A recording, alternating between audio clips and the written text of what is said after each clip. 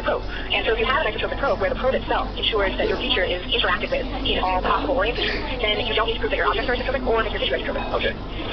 So an example of a feature that would be isotropic would be planes oriented in 3 dimensions, like on the left, or a sphere. Yeah, before we move on, does anybody have any questions about this initial aspect before we start talking about which probes we recommend for each feature? Okay, we have a question from someone who asks, can these things be used for one stereology?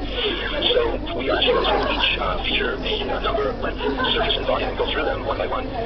So we can use these stereology probes on any organ. I've noticed from reading the lung literature that many times thin sections are used in the lung literature, and so we are going to show you how to do these probes on thin sections. We're also going to show you how to do them on thick sections where you can use the probe itself to be isotropic. So we're going to show you an example of how to estimate surface in the lung on both, because these are on both a thin or a thick section. We also have a question about whether or not you need isotropy in order to do stereology, and the short answer is yes, you need to achieve isotropy in a combination of those 3 ways, either the way that the object is oriented within your organ or structure of interest, the way that you prepare your tissue needs to be achieving isotropy, or the probe itself has to have isotropy. Or you can reach isotropy, that randomness in the 3 dimensions, using a combination of those 3 things that we just mentioned. That's a good transition into the second part of the talk, where we're going to take each morphometric parameter and talk about the probes that we recommend. Each is the most efficient ones, and how isotropy is achieved and whether you use thick sections. Okay, so let's get right to it. Let's talk about number estimation first. Okay, we definitely recommend a probe called the optical fractionator.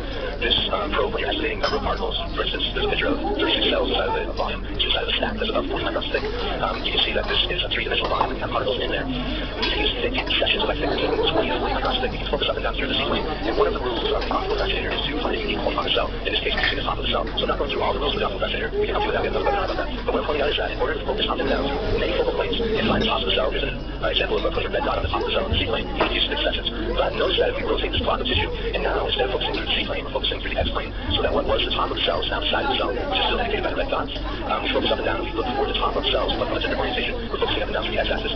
Every particle still only has one top, and that's why the orientation of how you section the material does not matter when you're using the optical fractionator. So if you are estimating notice every cell, whether we can add from the side of the top, each cell has either one red dot or one yellow dot. We've got 36 cells, no matter how we approach these cells, and that's why the optical fractionator is forgiving regarding how you section tissue. You don't have to use the vertical or isotropic section. This icon of an atlas picture in the lower left, which means you can section the tissue any way you want, the way you're used to looking at it. Right, and the thick sections actually make it efficient too, right? But why do we need to compare the appearance of objects through the thick tissue?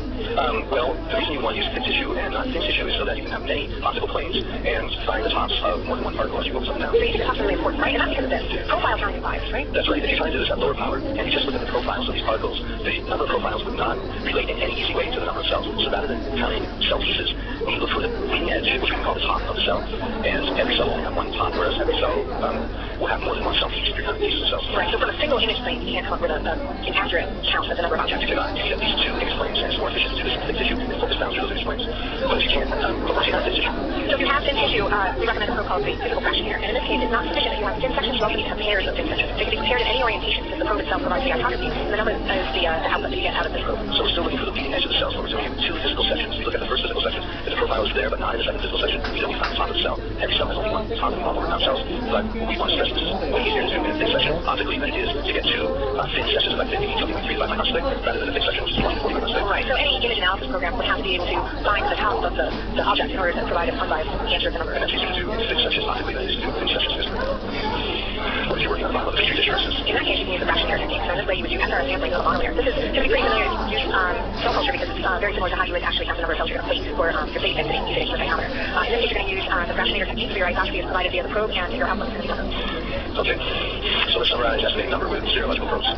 So for the optical fractionator, you can have your tissue prepared in any orientation. However, those tissue sections should be thick. The optical fractionator is very efficient. It's much faster to focus up and down in any given sample site than to do it on more sites on more sections, which is what you need to do with the physical fractionator, but you only have 2 planes that you're making a determination about. So if you get thick sections, you can use this efficient optical fractionator. The physical fractionator is similar to the optical fractionator, so you can prepare your tissue in any orientation that you would like. However, you do need thin sections and they must be paired. The example where you might need this is if you're working at the electron microscopy level where you can't get thin sections. Right, so for counting synapses, you might prefer to actually use the physical fractionator. There's the thin sections. If you are working in a monolayer, you can use the fractionator method, and in this case, there is no tissue thickness because those are associated in a monolayer. So those are the 3 probes we recommend for estimating numbers of particles. I want to just take a second and address a couple of the questions that have been coming in. You guys are great.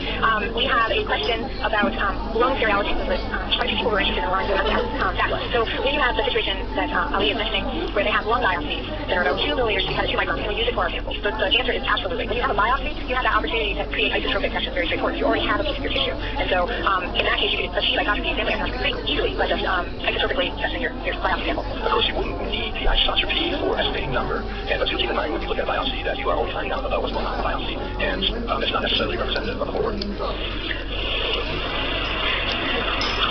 Regina asks how thick or thin a section can be, and that's a very important question. When we talk about how thick a section should be for the optimal fractionator,